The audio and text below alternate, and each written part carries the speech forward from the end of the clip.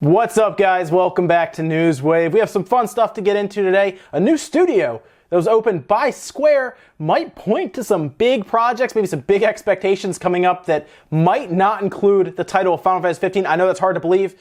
That might be the case here. And then we also have to get into some of the cross-play games that are consistently being announced now for the Xbox, the Switch, and the PC. It seems like everyone's kind of getting along except for Sony, and some developers and publishers are starting to notice that and take advantage of the cooperation between some of these game console creators. So guys, with that, let's get started. We're going to start with Square Enix today because they did announce a new studio that's kind of named after the engine for Final Fantasy 15, the Luminous engine. This is called Luminous Productions, and it's a worldwide studio that is being headed by none other than Mr. Tabata himself, the designer behind Final Fantasy 15, the creator, if you will. And he has expressed interest in doing something outside or away from Final Fantasy 15, and specifically not really Final Fantasy 16 either. So it's interesting to see a brand new studio being created. And not only that, it seems like they're bringing in people that he's familiar with. Specifically, parts of the creative team from Final Fantasy 15 are now being moved to this studio. Now, it is called the Luminous Productions, which tells me, at least I would hope, that they're going to continue using that Luminous engine since they just named an entire studio after it. But they have kind of really adopted some of the Unreal Engine as well with what we see with Final Fantasy VII Remake.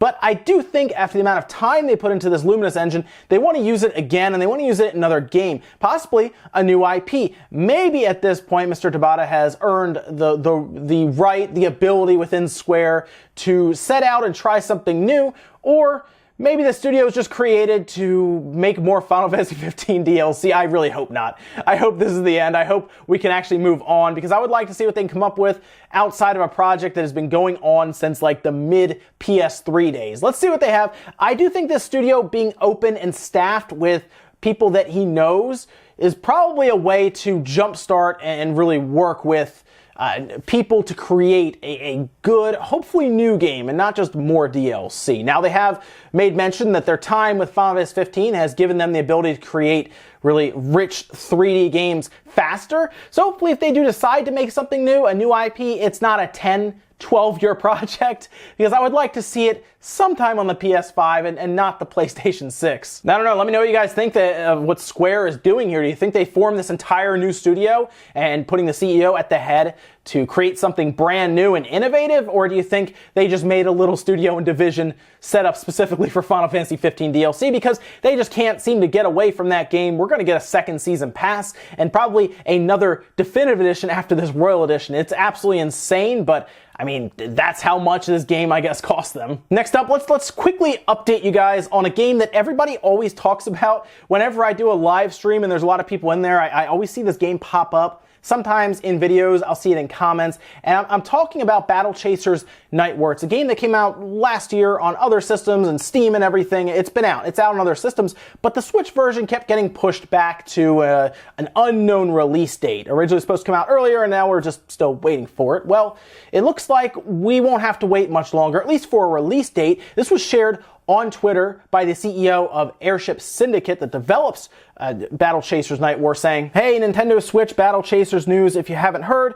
we've been approved, expecting an official release date within a week or so. We will let you know the second we have it. Hang tight. Thanks for your patience." Well, this is good news for everyone who keeps asking me, where is Battle Chasers? It looks like it's not too far off.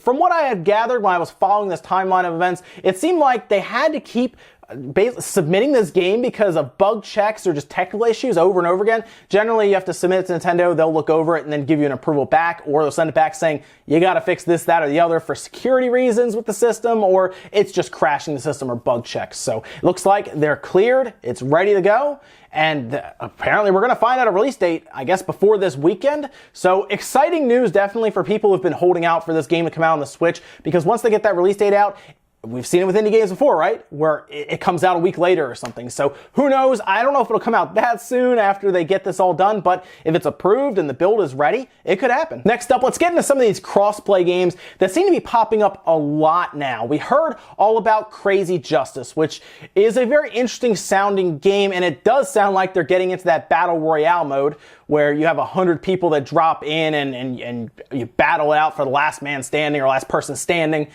And from what they've said, we kind of heard about crossplay, right? We figure, okay, maybe like team deathmatch, those kind of things will have crossplay. But the Battle Royale match, I don't know, that seems kind of tough.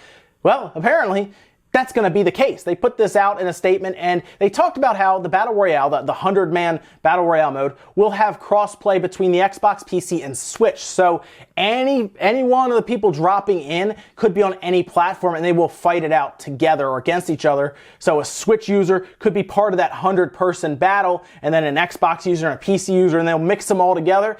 That sounds great. That sounds like a very good implementation of cross-play, because we weren't sure how that was going to work out with the Battle Royale mode. Sounds like, hey, you sign in, you're just going to be fighting anybody and everybody. Whoever wants to play can play. And it's good to see these cross-play games, because we're also going to talk about now another one called Aftercharge. Now, Aftercharge is a 3 versus 3 competitive game pitting invisible robots against an invincible security squad in high-octane tactical skirmishes. The robots must sneak around to destroy all the energy extractors on the site, while the guards are tasked to spot the attackers and stop them.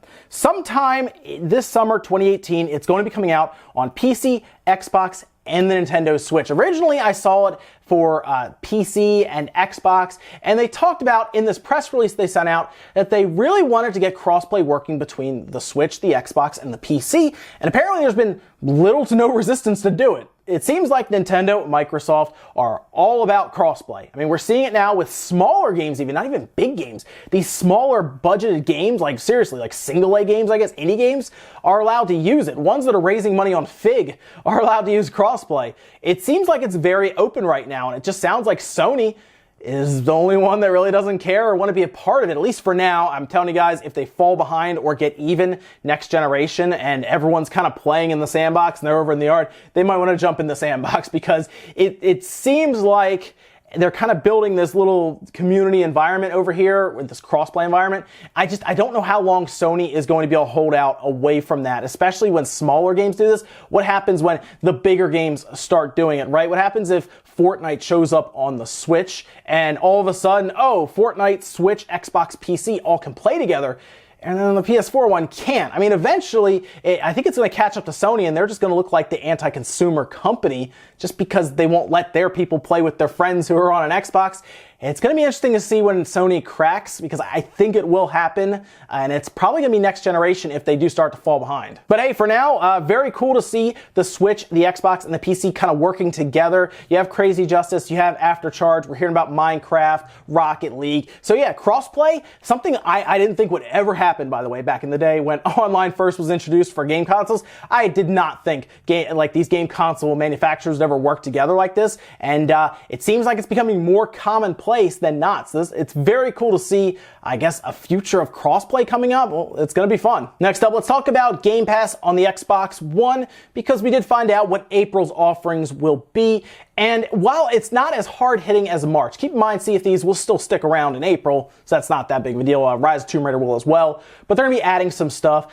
Again, nothing massive, but one of the games that they're adding is debuting that same month. So it's going to debut onto Game Pass, kind of like how Sea of Thieves did last month. So this is kind of neat. Here's the slide that they sent out the press, and you'll see at the top here, starting with Portal Knights, which is a game that a lot of people play on the PC, and it's been out on the Xbox for a while now. They're just adding it. City Skylines, great game, by the way, to have as a Game Pass game to pick from. It was interesting that they were able to bring it to the Xbox without mouse and keyboard support, since that is kind of like a top-down SimCity style game, just better. But it's there, and it works technically with controller support. Cluster Truck, Late Shift, The Hunter, Kingdom, and then you'll see there Sacred, and then Robocraft Infinity. That is the new game, Robocraft Infinity. Some people may remember kind of the older Robocraft game.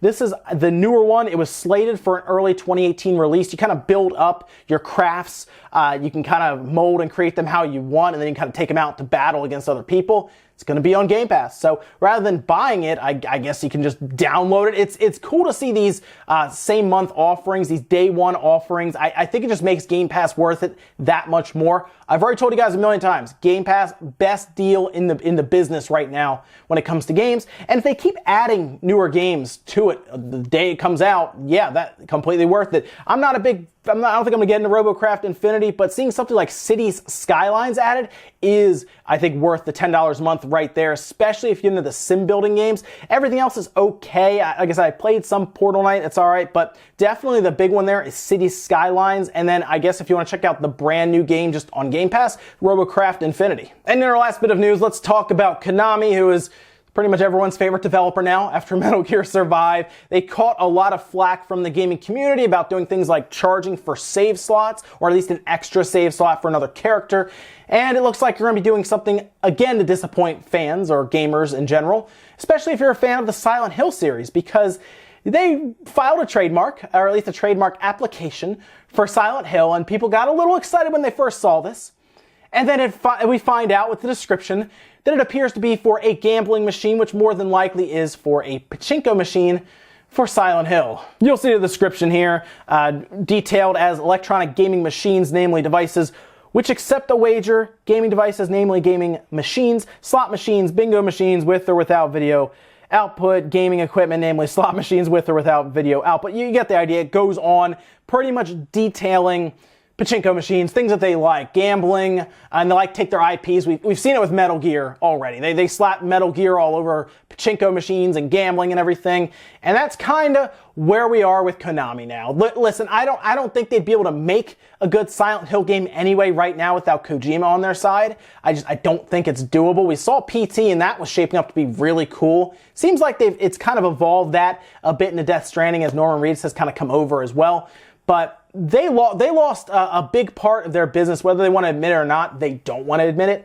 But after seeing Metal Gear Survive, which, by the way, is half off on Amazon, more than likely because they have a ton of stock, it's seriously $19 now. It is coming up on that $10 save file, so maybe a definitive edition where they give you that save file on top of your $30 purchase. Hey, we're in business, right? We're making money now. But it's a shame. This is just where Konami is now. They're not really a good game developing company anymore. And it's time, I think, gamers accept that. You're not going to see a good Silent Hill more than likely. You're not going to see another good Metal Gear. What they need to do, though, is take that Metal Gear Solid HD collection, move it to Steam, move it to Switch, at least do that and go out on a high note. Ladies and gentlemen, that's going to do it for Newswave. If you enjoyed this video, hit the like button, guys. Really helps out. If not, hit the dislike. Leave a bunch of comments down below about everything we talked about today, whether it is Konami and their Silent Hill pachinko machine, or at least their plans for a Silent Hill pachinko machine. I guess a lot of people aren't surprised anymore at this. I guess we're just mostly disappointed for where Konami was and now where they are now. It's a massive turnaround in the span of like 15 years. It's insane